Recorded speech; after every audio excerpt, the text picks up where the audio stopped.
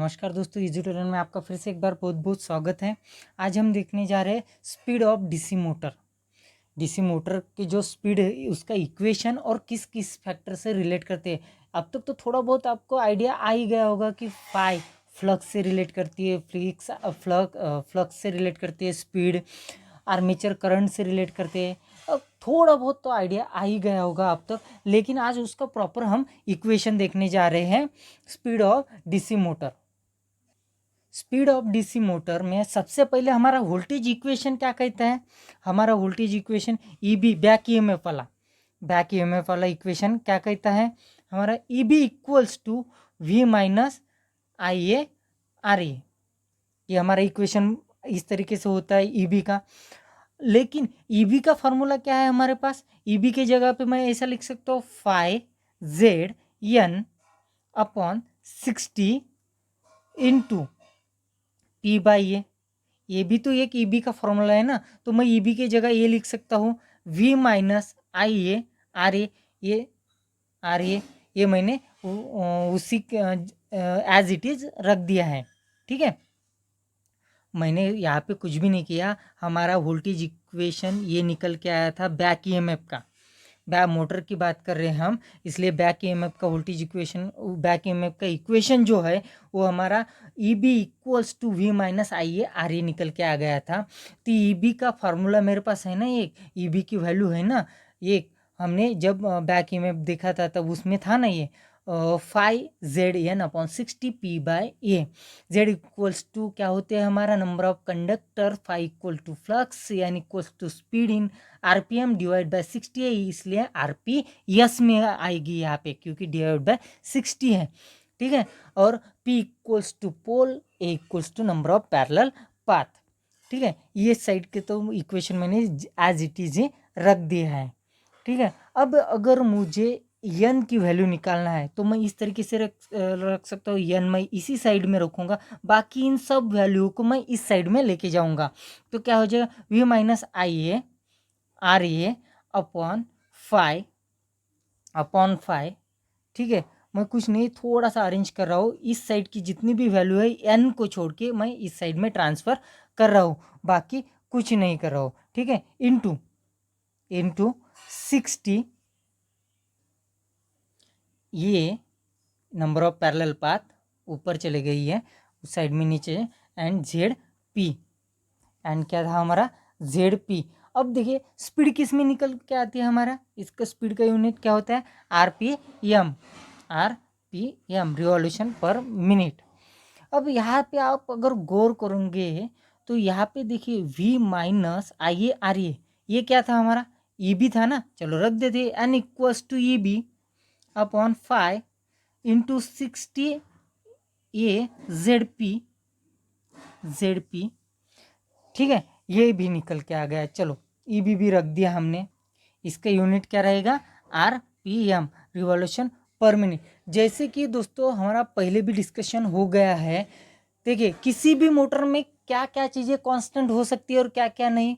देखिए उसके पोल कांस्टेंट हो सकते हैं, उसको हम चेंज कर सकते हैं क्या, नहीं। मैन्युफैक्चरिंग के बाद मैक्सिमम मोटर में हम उसके पोल चेंज नहीं कर सकते, नंबर ऑफ कंडक्टर भी चेंज नहीं कर सकते, और नंबर ऑफ पैरेलल पाथ भी हम चेंज नहीं कर सकते। इसका मतलब क्या हो गया, ये जो चीज़ें हैं, ये जो वैल्यू है मेरी, ये जो वैल्यू हो गई ये मेरी कांस्टेंट हो गई। ये 60 तो टाइम है, टाइम तो कांस्टेंट में सेकंड है ना, तो ये तो कांस्टेंट ही है।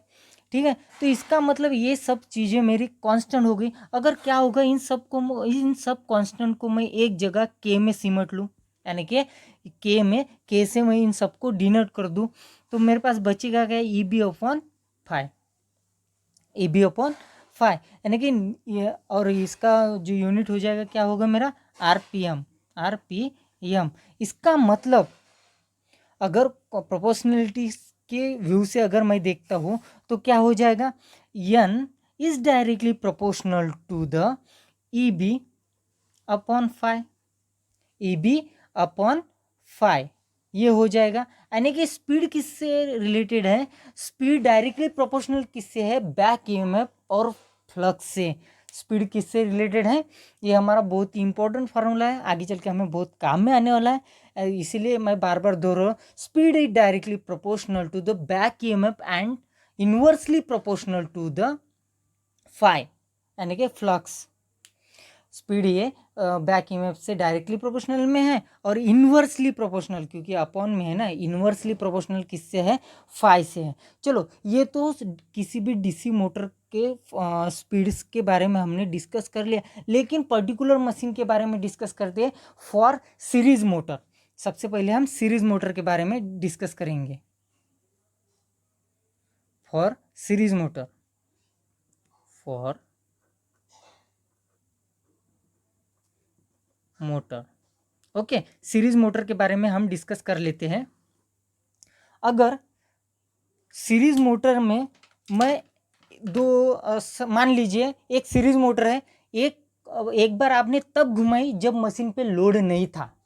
एक बार आपने मोटर को रोटेट कब किया, जब उस पर लोड नहीं था, यानी कि कोई भी लोड नहीं था, उस समय पे आपने रोटेट कर दी। और एक तब रोटेट की जब उस पे ऊपर आपने पूरा का पूरा फुल लोड अटैच कर दिया। इसका मतलब दो कंडीशन क्रिएट हो गई, एक फुल लोड कंडीशन और एक नो लोड कंडीशन। ये दो कंडीशन क्रिएट हो गई। अब देखिए नो लोड पे स्पीड, कोई भी मोटर पे आप जैसे बाइक का एग्जांपल ले लीजिए, जब ढलान रहती है, चढ़ा हुआ रहता है, किसी भी सीधी ढलान रहती है, उसके ऊपर हमें चढ़ना होता है, तो बाइक ज़्यादा उस बाइक की स्पीड हमारी कम हो जाती है, लेकिन उसी पे उतरते वक्त हमारी स्पीड क्या हो जाती है, ज़्यादा हो जाती है, कम एफर्ट्स में ज़्यादा स्पीड मिलती है। ये तो था बाइक का एग्जांपल। वैसे ही मोटर का भी है। अगर नो लोड कंडीशन पे स्पीड हमारी डिफरेंट रहेगी और लोड कंडीशन पे स्पीड हमारी क्या रहेगी, डिफरेंट। फुल लोड कंडीशन पे हमारी स्पीड डिफरेंट रहेगी।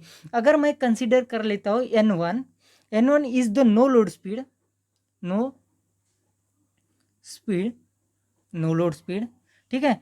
N2 is the full load speed, ठीक है। और phi1 उसी तरीके से phi1 is the no load flux, no load flux per pole. और phi2 is the full load flux per pole. IA1 equals to armature, no load armature current ले ले, तो नो लोड आर्मेचर करंट, ठीक है। और IA2 में ले ले तो फुल लोड आर्मेचर करंट, चलो ये बातें तो मैंने देख ली। अब जाते हैं, हमने थोड़ी देर पहले मैं आपके सामने दिखा भी देता हूँ, ये फार्मूला देखा था किसका, स्पीड का। ये जो फार्मूले अभी हमने निकाला है, तो इसके बारे में थोड़ा देख लेते हैं। इसके ऊपर से देखिए, अगर मैं N1 की बात करता हूँ, N1 is directly proportional to किससे रहेगा, EB1 अपॉन phi1, ठीक है। और N2 की अगर मैं बात करूँ, N2 इक्वल्स टू क्या आएगा, EB2 upon phi2, sorry directly proportional चाहिए यहाँ पे, directly proportional to EB2 upon phi2, ये हो जाएगा। अब वेयर EB1 कितना है, क्या है हमारा, V माइनस IA1 क्या है हमारा यहाँ पे, no load current, IA1 into RA, ठीक है। अब यहाँ पे EB क्या हो जाएगा, वेयर EB इक्वल्स टू क्या हो जाएगा हमारा, V माइनस IA2 क्या है हमारा, फुल लोड करंट, ठीक है। और IA ये फार्मूला हो जाएगा ये दोनों का। EB की जगह पे हम ये रिप्लेस कर सकते हैं ना, कर सकते हैं, ठीक है। तो कहने का मतलब ये है, N1 directly proportional to the EB1 upon phi1, N2 is directly proportional to the EB2 upon phi2। अगर मैं नो लोड स्पीड और फुल लोड स्पीड दोनों स्पीड का अगर रेशियो ले लूँ N1/N2 इक्वल्स टू क्या हो जाएगा मेरा, सेम वही इनकी वैल्यू रख देते हैं। चलो देखते हैं, N1/N2 करते थे तो N1 क्या था मेरा, N1 था EB1/phi1 होल अपॉन EB2 क्या था मेरा, EB2 नहीं, N2 क्या था, EB2/phi2। इसको मैं रीअरेंज कर सकता हूँ, थोड़ा सा एडजस्टमेंट कर लेता हूँ। N1/N2 equals to EB2 N sorry, इसको मैं इस तरीके से एडजस्ट कर देता हूँ।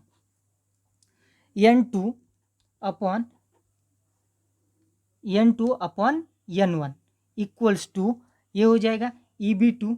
अगर मुझे इस तरीके से लिखना है तो मैं कैसे लिखूँ, EB2/phi1, सॉरी phi1 नहीं, EB2/EB1 into EB2/EB1 into phi1/phi2 ये लिख सकता हूँ। तो ये सीरीज मोटर के लिए load and no load condition की स्पीड रहेगी हमारे यहाँ पे जो है वो नो लोड और स्पीड फुल लोड। न्यूमेरिकल में आपको नो लोड स्पीड और फुल लोड स्पीड इसमें से कोई भी एक भी पूछने को रहेगा तो एक स्पीड दी हुई होंगी या फिर हमें निकालनी पड़ेगी। तो ये रिलेशन था no load to full load speed का डीसी सीरीज मोटर के लिए, ये स्पीड का रिलेशन था बैक ईएमएफ के साथ या फिर नो लोड स्पीड से फुल लोड स्पीड तक का रेशो था सीरीज मोटर के लिए। अब हम शंट मोटर देखते हैं।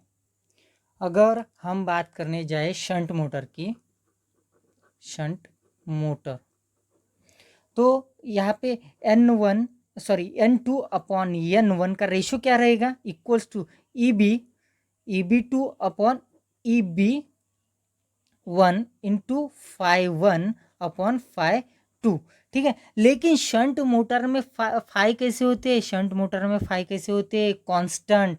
ये हमने बहुत बार देखा, फाई कैसे होते हैं, कांस्टेंट। इसीलिए इसका रेशो क्या हो जाएगा, N2/N1। अगर मैं फाई को कांस्टेंट कर दूँ दोनों भी तो क्या हो जाएगा, फाई को कांस्टेंट हो जाएगा, phi1 और phi2 दोनों भी एक ही समय पे एक जैसे रहेंगे। शंट मोटर में क्या होगा, अगर फील्ड वाइंडिंग में जाने वाला करंट कांस्टेंट है तो दोनों टाइम पे नो लोड पे और फुल लोड पे मेरे फ्लक्स कैसे रहेंगे, कांस्टेंट रहेंगे। इसीलिए तो डीसी शंट मोटर को कांस्टेंट स्पीड मोटर भी बोलते हैं। इनकी वैल्यू क्या हो जाएगी, यानी कि phi1 equals to, shunt motor में क्या होता है, phi1 equals to phi2, no load flux equals to full load flux, दोनों सेम होते हैं इसीलिए ये दोनों कैंसिल हो जाएंगे। इक्वल्स टू ये क्या रहेगा, N2/N1 इक्वल्स टू क्या रहेगा, EB2/EB1। ये रहेगा शंट मोटर के लिए इक्वेशन। ये किसके लिए रहेगा, शंट मोटर के लिए। अब थोड़ा हम स्पीड रेगुलेशन के बारे में भी हम एक जानकारी ले लेते हैं। तो सबसे पहले बात स्पीड रेगुलेशन क्या होता है। देखिए दोस्तों, जैसे मैंने आपको बताया कि स्पीड नो लोड पे एक अलग स्पीड रहेगी, स्पीड की जो आरपीएम है एन वो अलग रहेगी और फुल लोड पे अलग रहेगी। ठीक है, दोनों कंडीशन में नो लोड और फुल लोड पे हमारी स्पीड अलग अलग रहेगी। तो इस वजह से जो फुल लोड और नो लोड की वजह से स्पीड में जो डिफरेंस आता है, सिर्फ स्पीड में डिफरेंस आता है, लेकिन बाकी के पैरामीटर जो है वो कांस्टेंट रहते हैं। बाकी के पैरामीटर कांस्टेंट रहेंगे लेकिन सिर्फ स्पीड में ही डिफरेंस आएगा, उनको हम स्पीड रेगुलेशन भी बोल सकते हैं। तो स्पीड रेगुलेशन की डेफिनेशन क्या बना सकते हैं, the speed regulation is define as. अगर स्पीड रेगुलेशन को हमको डिफाइन करना है तो चलो आगे देखते हैं। मैं ये स्लाइड हटा देता हूँ। स्पीड रेगुलेशन को अगर डिफाइन करना है तो कैसे करेंगे, speed regulation is define as the change in speed. कोई कैसे चेंज हो रही है, no load to full load, change in speed when it load on the motor is reduced from the rated load to the zero.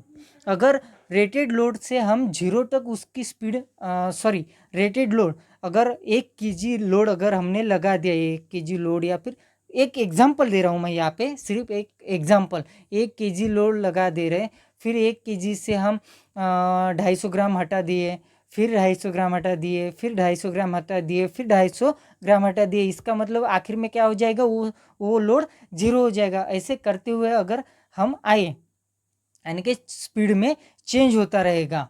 Experience as the presence of the